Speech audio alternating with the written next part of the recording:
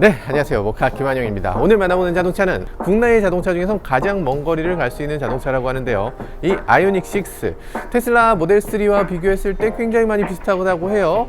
어떤 점이 비슷하고 어떤 점은 다르고 또 어떤 점이 장점 그리고 또 단점은 무엇인지도 함께 살펴보시죠.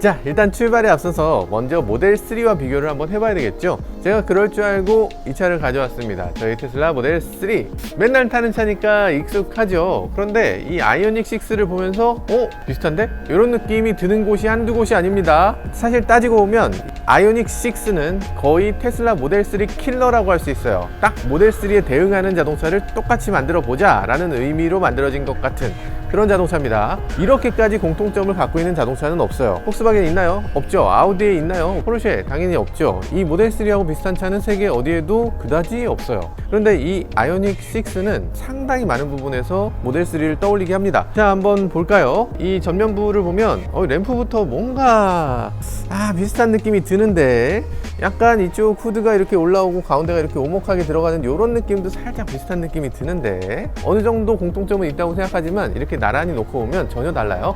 이 후드가 시작되는 높이 자체가 다른데 굉장히 낮잖아요. 앞으로 이렇게 쭉 내려왔습니다. 뭐 전체적으로 봤을 땐 전혀 슈퍼카 비율은 아니지만 이 앞부분만 옆에서 딱 잘라서 봤을 때 마치 포르쉐의 박스터나 이런 차들의 그런 코어 같은 걸 보는 것 같아요. 약간 이 테슬라는 자동차를 잘 아는 메이커니까 어떤 게 멋있는 건지를 알고 있는 것 같아요.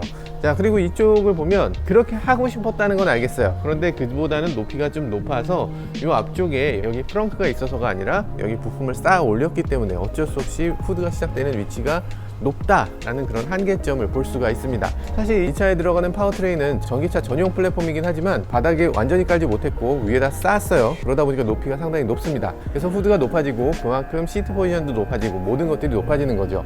반면에 모델 3는 이 후드부터 시작해서 모든 것들이 다 낮기 때문에 이 시트 포지션도 낮아지고 천장 전고도 낮아질 수가 있는 거예요. 그래서 이 모델 3는 확실히 봤을 때 이건 세단인가 보다 라는 느낌이 들고요. 그런데 이 아이오닉 6는 스포츠카 비율이라기보다는 약간 통통한 느낌이 드는 SUV, CUV의 느낌이 나는 자동차다라고 느껴질 수 있는 부분이 분명히 있습니다. 그러면 또 닮은 부분은 어떤 것이 있느냐? 이런 것도 닮았죠. 트렁크 자체도 이런 식으로 생겼습니다. 아주 독특하죠. 아주 독특하게 닫히고 열립니다.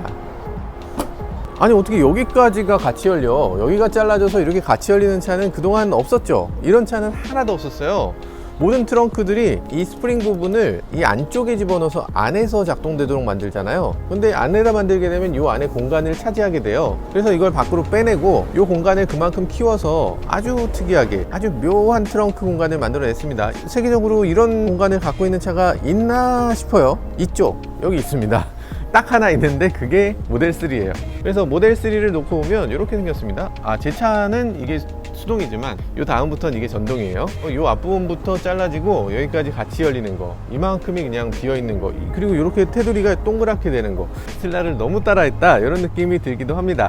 물론 테슬라는 이 트렁크 리드가 너무 짧고 너무 수직이어서 그래서 짐을 넣을 때 위에서 아래로 넣는 게 아니라 그냥 이렇게 집어넣도록 돼 있어요. 그나마 아이오닉은 트렁크 리드가 좀 길어서 위에서 아래로 좀 내려놓을 수 있는 구조를 갖고 있긴 합니다. 이 트렁크 디자인은 물론 테슬라에서 시작된 거긴 하지만 아이오닉이 조금 더 좋은 디자인이라는 생각이 들어요. 전반적으로 봤을 때 이 테슬라보다 조금 더 완성도가 좋은 건 분명해 보여요. 아무래도 나중에 나왔고 그리고 우리나라 사람들이 얼마나 꼼꼼해요. 그 꼼꼼한 것들이 더해져서 테슬라보다 더 깔끔하고 꼼꼼하게 만들어졌다, 이건 인정하지 않을 수 없는 것 같습니다. 그렇지만 전반적인 비율을 놓고 봤을 때는 테슬라 모델 3 쪽이 조금 더 비율이 좋아 보이긴 하네요.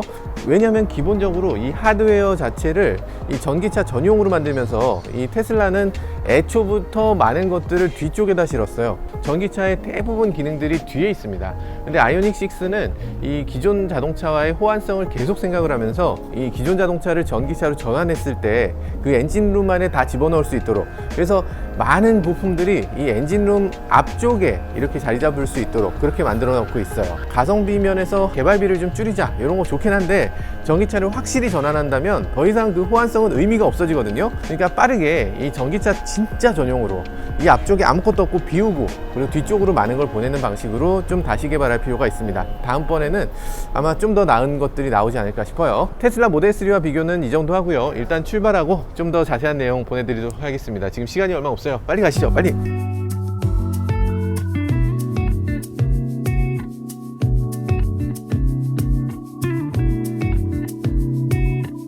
네, 출발하기 전에 가장 먼저 해야 되는 게 시트 포지션을 맞추는 거죠. 시트 포지션이 나한테 맞도록 해주는 건데요. 일단 다리는 요 정도, 그리고 팔은 좀 더 가까이 와야 되는데 이거밖에 안 와? 아니, 시트 포지션이 조금 이상해요. 다른 사람들에 비해서 내가 다리가 길어요? 맞지. 그래서 그렇구나. 어떤 식으로 시트 포지션을 잡아야 되는가 많은 분들한테 항상 말씀드리고 있어요. 팔을 뻗었을 때 팔목이 닿아야 됩니다. 팔을 위에 뻗었을 때 폰이 닿으면 안 돼. 손끝이 닿거나 이렇게 되면 그건 진짜 잘못된 거예요.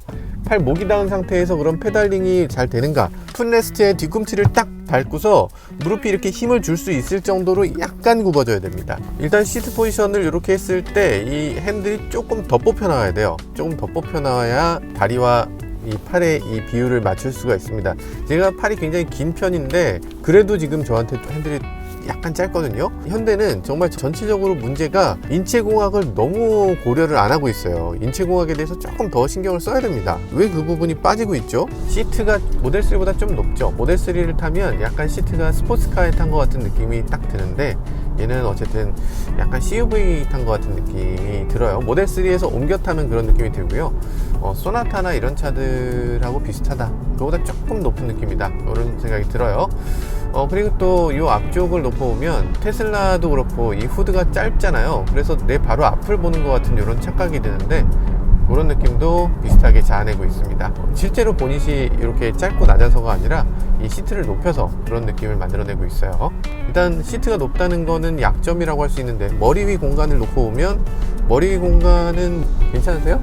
주먹 간신히 들어. 정한 PD가 머리가 안 닿아요? 앞으로 했을 땐 닿지 않나 이렇게? 앞으로 하면 다. 앞으로 하면 닿아요? 저한테는 괜찮은 정도. EV6랑 거의 비슷한 거 같아요. EV6랑 큰 차이 없다. 코너링 잘 막아냈습니다. 왜 잘 막아냈냐고 표현하냐면 이렇게 2톤이 넘는 어마어마한 무게의 자동차들, 이런 자동차들은 사실 코너링에서 자기 균형을 잘 잡기 어려워요. 무거우니까 코너링, 그리고 제동할 때도 굉장히 부담스럽게 되는데 얘는 그래도 가뿐하게 잘 막아내고 있네요. 이 서스펜션 튜닝을 정말 잘한 것 같아요. 근데 서스펜션에서 지금 가변 댐퍼를 사용한다면 조금 더 좋았을 것 같은데 굳이 가변 댐퍼를 사용하지 않은 건 좀 아쉽습니다. 이게 차 가격이 6천만 원이 넘는 차인데 이걸 못 넣어주나? 가변 댐퍼가 있으면 어떤 점이 좋으냐, 평소에 승차감이 부드럽게 주행할 수 있고 고속으로 주행하거나 코너링을 할 때는 좀 단단하게, 그래서 코너에서는 차가 이렇게 기울어짐이 적고 그리고 평소에 잔충격을 부드럽게 넘어가주는, 과속방지턱도 부드럽게 넘을 수 있는 그런 요소가 있을 텐데 안타깝게도 그런 것들은 이 차에는 들어있지 않네요. 이 차 무겁다고 하니까 얼마나 무겁냐 하실 텐데 사륜구동을 기반으로 한 경우는 가장 가벼운 게 2040kg입니다. 2톤이 넘는 자동차는 운위험해야 될 게 있죠. 이 기계식 주차장에 못 들어간다. 기계식 주차장이 두 가지가 있을 텐데 그 중에 대형에만 들어갈 수 있고 일반적인 기계식 주차장은 못 올라간다고 보시면 됩니다. 그래서 이 차를 살 때에는 내가 평소에 주차하는 공간이 어딘가, 거기에 주차했을 때 괜찮을까, 이런 것들을 고려해야 되는 거죠. 그럼 테슬라 모델 3 같은 경우는 어떤가? 테슬라 모델 3는 1800kg대입니다 모델 Y도 2톤이에요 모델 Y가 이 차보다 가벼워요. 이 차는 모델 3랑 같은 크기인데 현대가 기술력이 떨리는구만, 어떻게 그렇게 무겁게 만들었어? 라고 하기에는 다른 차들도 다 그렇습니다. BMW건 벤츠건 아우디건 할 거 없이 다 2톤 넘어요. 요즘은 전기차 중에 2톤 안 넘는 전기차가 거의 없어. 테슬라가 거의 유일하게 정말 놀랍게 가벼운 거예요. 희한하다. 테슬라는 왜 독특하게 차를 만들까? 쟤들이 잘 만들 것 같지가 않은데 이상하게 수치를 보면 테슬라 이기기가 힘들어요. 너무 잘 만들고 있습니다. 그래서 이 차도 굉장히 잘 만들었지만 무게에선 테슬라한테 질 수밖에 없는 게, 그게 좀 안타깝네요. 이 차는 기본적으로 후륜구동입니다. 그리고 앞쪽에까지 모터를 갖고 있는 사륜구동 모델이 있어요. 기존에는 아이오닉 5를 시승할 때 우리가 후륜구동 모델만 있어서 그런 얘기를 했잖아요. 이렇게 해서 발을 밟으면 뒤가 미끄러진다고. 뒤가 살짝 미끄러지는데 앞이 당겨주면서 이 드리프트가 일어나는 걸 막아줍니다. 그래서 그다지 차가 정말 균형을 잃거나 이렇게 되지 않고 오히려 재밌게 약간 미끄러지면서 회전 반경을 좁혀주는 그런 정도의 도움을 주네요. 가속 페달을 꾹꾹 밟으면서 이렇게 재밌게 주행하는 것 가능해져서 오히려 좋을 것 같은데요. 사륜구동을 하게 되면 얻어지는 것은 더 안정적이고 더 잘 달리는 주행 감각일 거예요. 그래서 기본적으로 저는 전기차를 살 땐 무조건 사륜구동을 추천합니다. 왜냐하면 이게 토크가 세기 때문에 잘못 밟으면 뒤가 훅 미끄러지거든요. 그래서 이 차는 사륜구동을 추천드리고 저도 사륜구동인 게 좋을 것 같다고 생각되는데 단점은 뭐냐면 주행거리가 짧아진다는 겁니다. 아이오닉 6의 가장 큰 장점은 500km가 넘는 주행거리라고 말씀드렸잖아요. 근데 안타까운 게 후륜구동 기준이에요. 그러니까 이 차가 사륜구동이 되면 500km가 안 됩니다. 480km를 조금 넘는 정도. 테슬라는 사륜구동으로 500km를 넘는 거거든요. 지금 이 차는 사륜에 20인치 휠을 끼고 있어요. 그러면 420km밖에 안 됩니다. 이 차가 기본적으로 CD 값이 테슬라보다 낮아요. 그러니까 공기 저항이 더 적다 이렇게 얘기할 수 있죠. 맞아요? 여기는 큰 오해가 있습니다. 공기 저항 계수는 계수에 불과합니다. 그 계수를 뭘로 곱해야 돼요? 이 차의 크기가 이 디자인하고 똑같은데 이거보다 10배 커도 공기 저항 계수는 똑같아. 이거보다 10분의 1이 돼도 똑같습니다. 그렇잖아. 공기 저항 계수니까. 계수는 그 앞에 있는 이 차의 면적하고 곱해야 돼요. 이 면적이 테슬라보다 훨씬 큽니다. 왜냐하면 테슬라는 지금 낮잖아요. 이 차는 높잖아. 넓잖아. 등등등 때문에 이 차가 테슬라보다 공기 저항이 실제로는 더 큽니다. 계수가 낮은 거예요. 거대한 물건, 예를 들어서 비행기 날개를 뗀다고 생각해보면 날개 뗀 그 몸체만 보면 공기 저항 계수가 정말 낮아요. 그러니까 그 정도로 거대 물건도 공기 저항 계수가 낮은데 이게 사실 공기 저항 계수가 낮다고 해서 왜 정말로 진짜 저항이 낮은 건가? 사실 CD 값을 얘기하는 건 자동차 회사의 이 마케팅 수사에 가깝습니다. CD 값만 봐서는 안 되고 CDA 값을 보셔야 돼요. 그래서 실제로 저항은 몇인지 그걸 보셔야 실제로 이 차가 얼마나 에어로다이나믹한지 그런 것들을 볼 수 있겠죠. 자, 코너링이 잘 될까 해보죠. 이 소리는 입에서 나는 소리가 아니에요. 코너링 굉장히 가뿐가뿐하게 잘 되고 있어요. 제가 지금 굉장히 기분 좋은 것 중에 하나는 이 차가 처음에 출발할 때부터 사운드가 꽤 멋지게 나요. 우주선 소리가 나거든요. 요거 드라이브 모드를 한번 바꿔볼까요? 거기에 소리가 바뀌는지.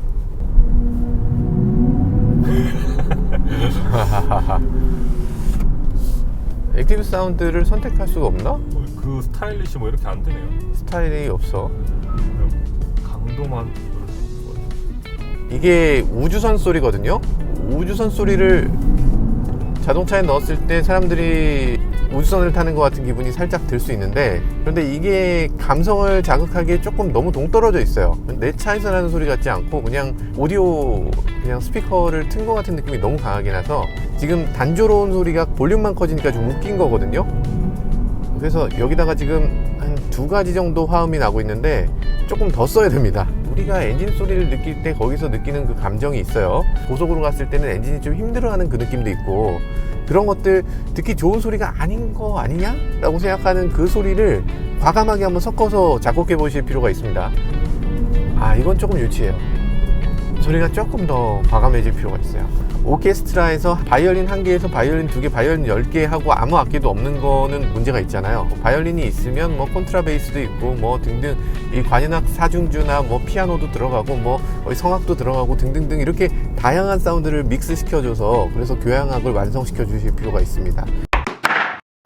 이거 무슨 장난하냐? 죄송합니다. 맨 처음에 이걸 사진으로만 보고도 이건 말이 안 된다고 했죠. 핸드폰을 무선 충전을 해볼게요. 올려놔. 지가 막 움직이는 게 이게 말이 됩니까? 이게 돼요? 코너 한번 해볼까요? 네, 이게 말이 되냐고. 이게 뭐 장난해? 아니 이거를 누가 이렇게 만들죠? 어떻게 이렇게 만들 수가 있죠? 올려놨을 때 전혀 고정이 안 돼요. 아니 비슷하게라도 돼야지. 충전이 안 돼요. 당연히 안 되지. 이렇게 너무 들어가면 안 되고, 어디서 되느냐면 요 정도로 빼야 돼요. 딱 여기다 딱 놓으면 브레이크를 걸면 이렇게 밀리죠. 그러면 충전이 멈춥니다. 가속하면 이렇게 밑으로 내려오죠. 그래도 충전이 멈춰요. 아, 맞다. 죄송합니다. 우리나라는 5030의 나라죠. 5030으로 50km 살살살살살 이렇게 가면은 아무 문제가 없어요. 충전 잘 되네. 이런 핸드폰 충전뿐이 아니라 이 차 자체의 충전, 전기차라면 당연히 해야 되는 것들, 그런 것들을 살펴보도록 하겠습니다. 일단 보려면 어떻게 해야 되죠? EV 인프라 같은 걸로 한번 검색해 볼 필요가 있겠죠. 급하게 왔는데 여기 충전소 괜찮은지 한번 보도록 하죠. 충전 요금도 한번 확인해 보는데 충전 요금이 324원, 이게 200kW까지 되니까 347원. 많이 비싸지긴 했다. 만땅 채우면 2만원 나오겠는데? 정상 작동합니다. 출력 빠르네요. 만족. 고장 접수. 2021년엔 고장 난 적이 있군요. 커뮤니티에서 이렇게 해주니까 좋은 것 같아요. 아무튼 그렇다고 합니다. 한번 충전해 보죠. 일단 뭐 커뮤니티 반응은 좋은 곳인 것 같아요. 되네. 이게 지금 채비 카드가 아닌데도 EV 인프라 카드로 두루두루 다 돼요. 그런데 이게 200kW라고 써있긴 한데, 근데 200kW가 100kW 더하기 100kW예요. 그러니까 이게 이쪽에 100kW, 이쪽에 100kW면 200kW라고 쓴다는 거야. 말이 되나? 이게 말이 돼? 자, 이렇게 한번 충전해 보도록 하겠습니다. 약간 충전구 모양이 주유구처럼 생겼어요. 조금 재미있죠? EV6 아이오닉5는 이거 굉장히 힘이 많이 필요했는데 얘는 이렇게 살짝 눌러도 많이 개선됐다. 진짜 많이 좋아졌어요. 열린 상태로 그럼 닫았으면 어떻게 되나? 뭐 그렇게 문제되진 않네요. 자, 그리고 이렇게 한번 껴보도록 하죠. 바로 작동이 되는가? 이게 수입차도 많이 테스트를 해보고 있는데, 수입차들은 나온 지 얼마 안 됐을 땐 충전 안 되는 경우가 많아요. 채비의 호환성에 문제가 있는 경우가 많이 있었는데, 이 현대기아 차는 이런 부분에서 굉장히 좋은 것 같습니다. 충전기를 가리지 않는다는 거. 왜냐면 충전 사업자가 현대기아를 충전 못 시키게 하는 정도라면 큰 사고죠. 그래서 그런 일이 없고 호환성 테스트를 충분히 거치고 나오기 때문에 충전이 잘 되는 게 대부분입니다. 네, 충전이 시작됐다고 하고요.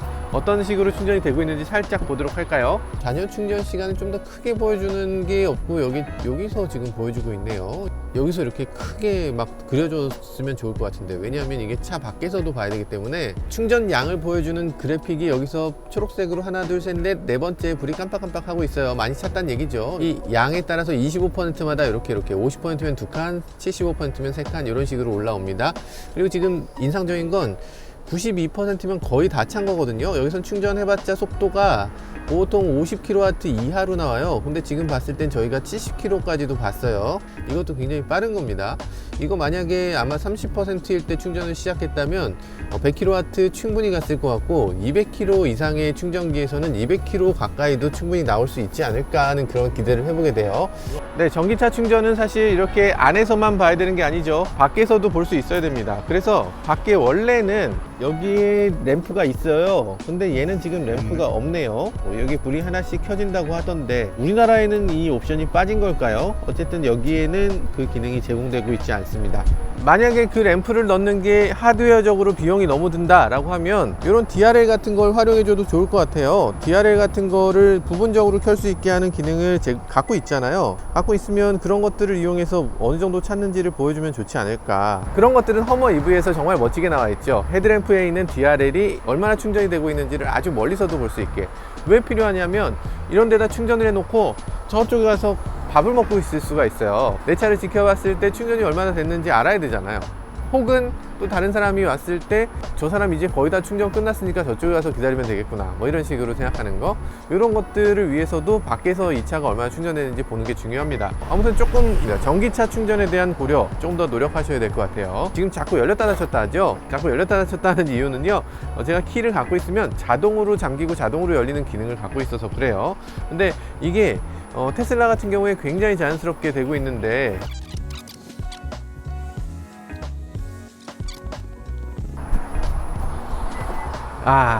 이게 되긴 돼요. 약간의 헷갈림이 있습니다. 이 정도면 안 잠겨야 되거든요. 너무 빨라요. 너무 빨라서 좋은 기능인데 약간의 어려움이 있긴 있다. 자, 아무튼 충전 많이 해봤고요. 96%더 충전하는 건 사실 뭐 차에도 그렇게 좋은 일이 아니니까 이 정도만 충전하고 이동하도록 하겠습니다.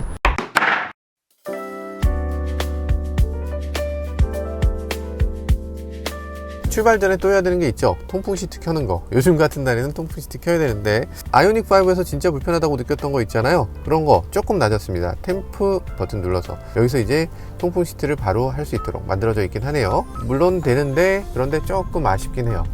뭐가 아쉽냐면 작동을 시키면 그 통풍 시트 위치 자체가 완전히 새롭게 나오는 거거든요. 통풍 시트나 열선 시트나 이렇게 우리가 보지 않고도 사용해야 되는 것들 있잖아요. 그런 애들은 그냥 밑에 깔아주면 돼요. 밑에 깔거나 옆에 깔거나 어디다가 고정을 항상 시켜줘야 돼요. 디스플레이에 고정이 있어야지. 고정이 지금 하나도 없거든요.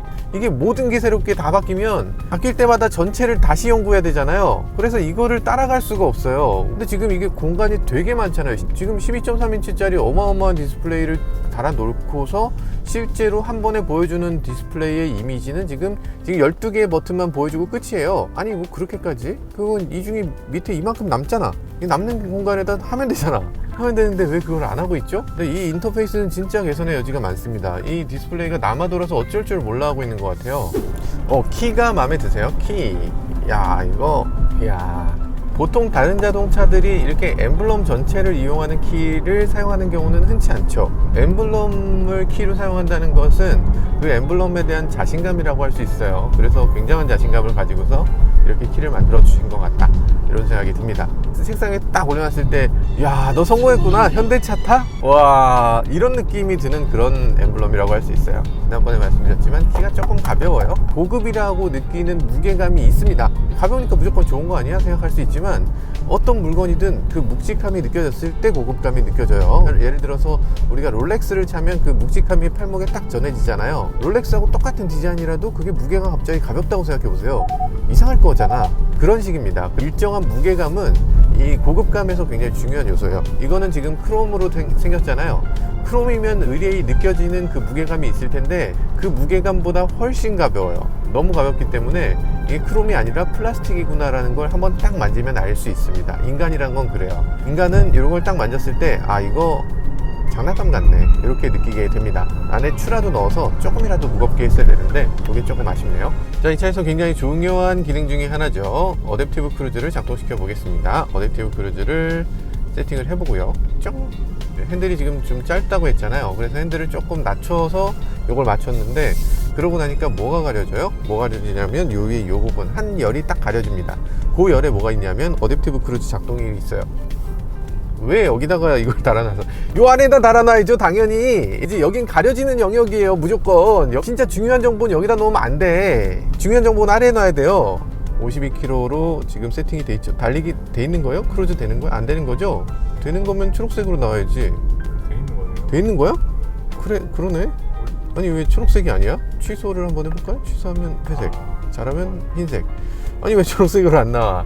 확실하게 보여줘야죠. 자기 혼자서 가속하고 자기 혼자서 감속하고 이런 것들을 하는 건데 이걸 무섭지 않나? 여기 있는 리모컨 몇 개 이렇게 실수로 뚝뚝뚝 누르다가 속도가 난 밟지도 않았는데 참 지 혼자서 가 무서워 하면서 페달 딱 밟았는데 그게 브레이크일지 가속 페달일지 정말 당황하면 엉뚱한 거 밟을 수도 있거든요. 여기 있어도 안 되고 흰색으로 나와도 안 되고 확실하게 딱 나 지금 어댑티브 크루즈 작동됩니다 계기판 전체에서 딱 보여줘야 돼요. 이거는 너무 안 보여. 더 잘 보여주려고 노력해야 되는데 기존보다 더 안 보여주면 어떡해요. 이건 좀 섭섭합니다. 자, 앞차랑 바짝 붙어서 가세요를 세팅하고요. 그리고 속도를 높여봅니다. 얼마나 바짝 붙어서 잘 가는지 한번 볼까요? 굉장히 부드럽네요. 지금 앞차하고 이 간격이라든지 이런 것들 굉장히 잘해주고 있고요. 그리고 핸들을 지금 잡고 있지 않는 건데도 알아서 잘해줘요. 핸들 인식이 훨씬 좋아졌습니다. 기존의 핸들 인식은 내가 핸들을 잡고 있는 게 분명한데 그런데 갑자기 뭐 잡아라 이렇게 경고가 막 나오는 경우가 꽤 많았는데요. 이제는 핸들을 잡고 있으면 확실히 얘가 어느 정도 인식하는 것 같아요. 센서는 없지만 이 정도면은 그래도 내가 핸들을 잡고 있을 때 오류로 계속 나오는 경우는 별로 많지 않네요. 거의 없어요. 디지털 사이드 미러에서 얘기를 안 할 수가 없는데요. 왜냐하면 너무나 디자인을 예쁘게 잘 뽑았어요. 아이오닉 5 때는 이게 그냥 별물로 여기 딱 붙어 있었거든요. 일단 거리도 가깝고 왼쪽으로 너무 많이 꺾어야 되고 시선을 이렇게 돌려야 되니까 이게 기존 자동차에 비해서 좋은 점이 하나도 없었죠. 이럴 거면 뭐하러 디지털로 해? 이런 생각이었는데 얘는 지금 앞쪽으로 많이 옮겨갔고 거리도 조금 더 멀고, 그래서 디지털 사이드 미러의 장점이 분명히 생겼습니다. 이 정도면 괜찮지. 이번에 디지털 사이드 미러는 선택하시는 분들 많을 것 같고, 저도 있으면 좋을 것 같다는 생각을 해보게 되네요. 저는 디지털 사이드 미러 반대파인데 이게 예쁜데? 한 가지 아쉬운 점은 이 밖에 있는 사이드 미러예요. 이 밖에 있는 사이드 미러를 이렇게밖에 만들 수가 없었을까. 이게 안에서 너무 시선 강탈이거든요. 차라리 좀 감축이라도 하든가, 그 아우디의 이트론 같이 그런 식으로 디자인을 이렇게 얄쌍하게 해주면 되잖아요. 사실 이거 지금 저희가 사용하고 있는 고프로 크기도 폭시 60p 되고 디스플레이 달려있고 메모리 들어가고 이런 것들을 다 갖고 있고 광각에다가 모든 걸 갖고 있는 그런 카메라가 지금 요만해요. 근데 지금 쟤는 하는 거라고는 겨우 여기 디스플레이 하나 보여주는 요 역할하는 카메라가 저렇게 크다고? 아니 좀 이상하지 않나요? 뭐야, 이게 여기 있다가 여기까지 나와 있다가 접으면 이렇게 들어갑니다. 지금 요만큼 들어간 거예요. 요만큼 줄이기 위해서 접어? 이 디자인이 너무 바보 같은 디자인인 게, 이렇게 접었으면 요 앞부분을 줄여야지. 이 부분만 짧아도 되잖아. 아무 기능도 안 하는 부분인데 요것만 없었어도 훨씬 더 줄었을 텐데, 참 답답합니다. 이거 사이드 미러 접을 필요가 없어요. 일단 이렇게 으쓱한 데에다가 이렇게 한번 세워 봐야죠. 이 차는 그러니까 으쓱한 그늘에 세워 놓고 우아한 분위기에서 한번 즐겨보도록 하죠. 좋은데? 훌륭하다. 뭐 스피커 개수가 8개, 그리고 거기에 미드까지 채워넣지 못한 거, 그런 것들은 조금 아쉽지만 그 가운데서 정말 튜닝을 잘했어요. 우리가 주로 듣는 이 보이스 쪽에 굉장히 초점을 잘 맞춰놓은 그런 오디오라는 생각이 듭니다. 지금 여기 보면 보스 사운드 시스템이 엠블럼이 딱 있죠. 트위터가 별도로 있고요. 그 아래에 스피커 그릴이 여기서부터 여기까지 쫙. 야, 스피커 그릴이 이렇게 큰 차가 있나?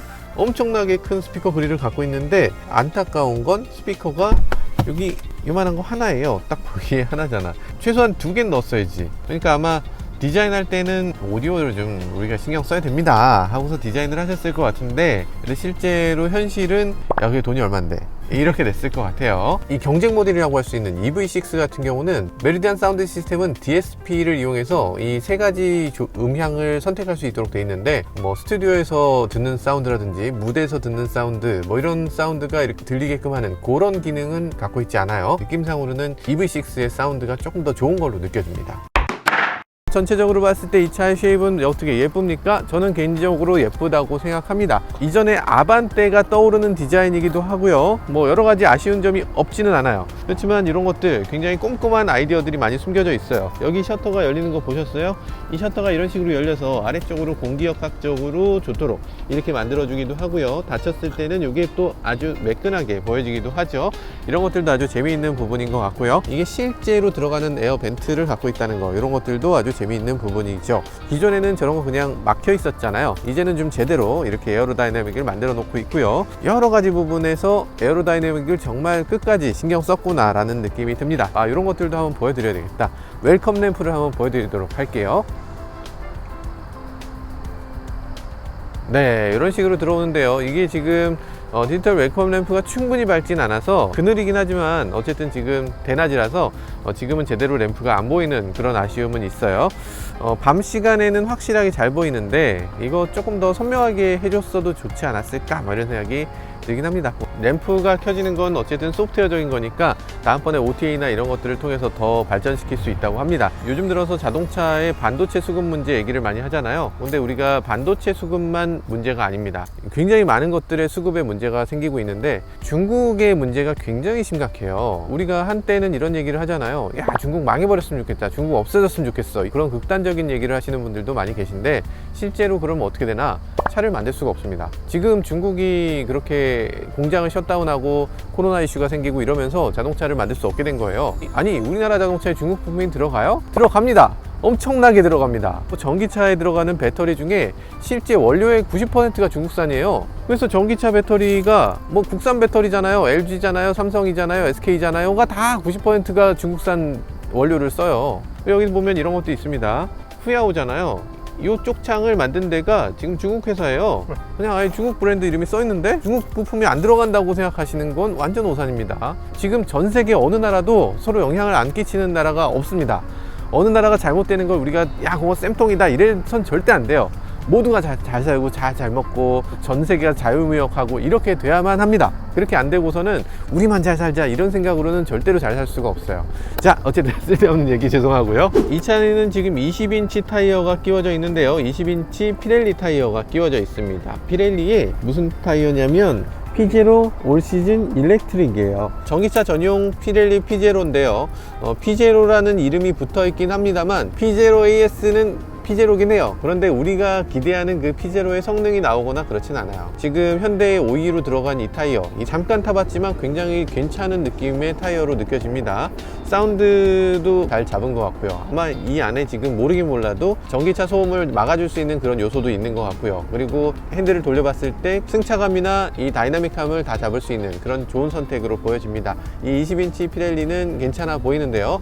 그런데 18인치는 넥센을 사용하고 있다는 얘기가 있어요. 그것도 한번 선입견 없이 한번 나중에 시승을 해볼 기회가 있으면 좋겠네요. 보면은 휠 디자인이 공력형 휠을 사용하고 있는데 이런 것들도 디자인상으로 그렇게 해치지 않으면서 공력도 꽤 잡을 수 있다고 하니까 이런 것도 좀 좋아 보이기도 하네요. 근데 한 가지 조금 아쉬운 건 이 캘리퍼 디자인이 이렇게밖에 할 수가 없었나? 아니 캘리퍼 요거 안 됩니까? 어떻게? 무슨 쌍팔년도 캘리퍼 같은 느낌이 드는 걸 대구경 휠을 쓰니까 이 안에 캘리퍼가 보일 수밖에 없잖아요. 세차도 안 되는 부분이거든요. 지금은 반짝반짝한데 이 부분이 결국에는 새까매질 수밖에 없고 굉장히 지저분하게 보일 텐데 조금만 지나면 요거 조금 매끈하게 좀 해줬으면 좋겠어요. 뭐 브렘보를 바라는 것도 아니고 매끈한 캘리퍼들 많이 있잖아요. 자, 그럼 외관은 뭐 이미 많이 살펴보셨기 때문에 좀 더 주행하면서 이 차에 대해서 알아보도록 할게요.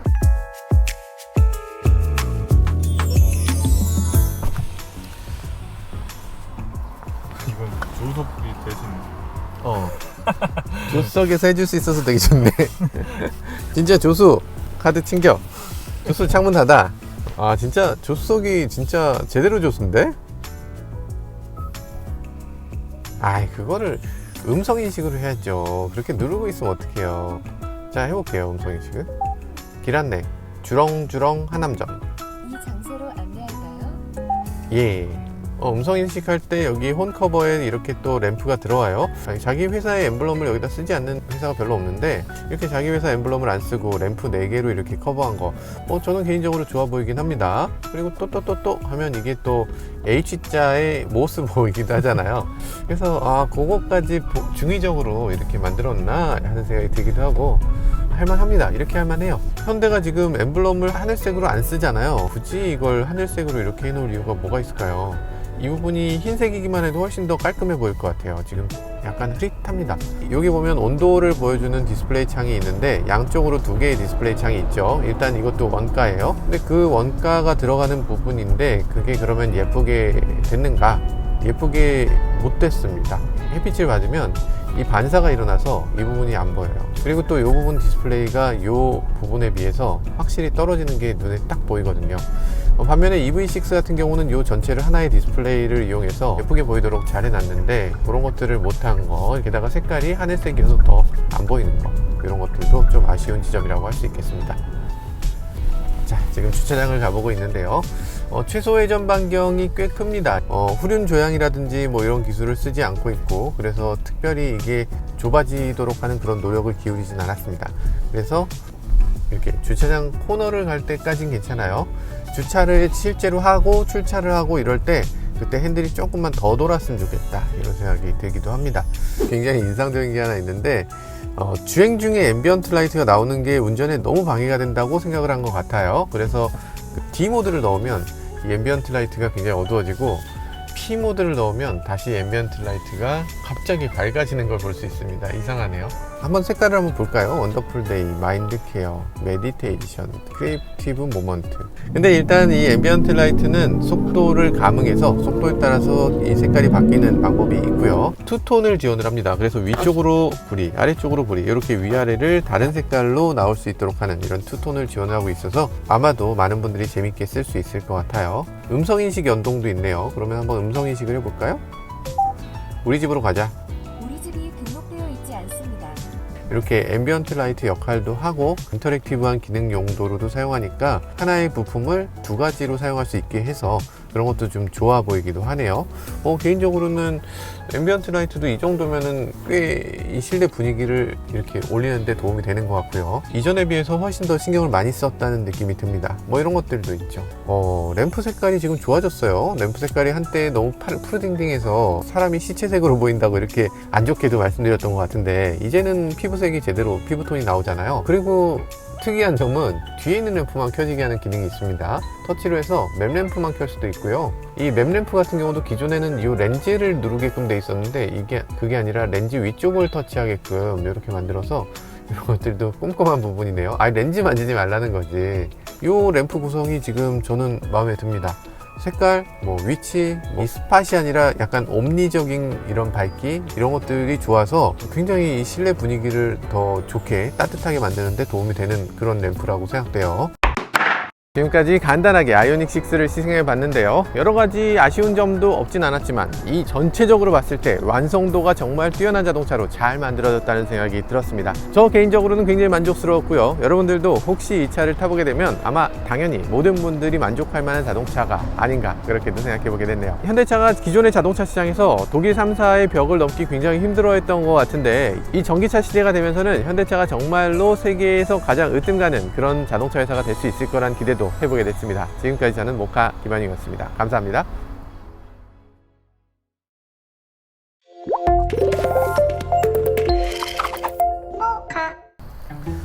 이게 웬 거야? 이게 왜 여기 있어?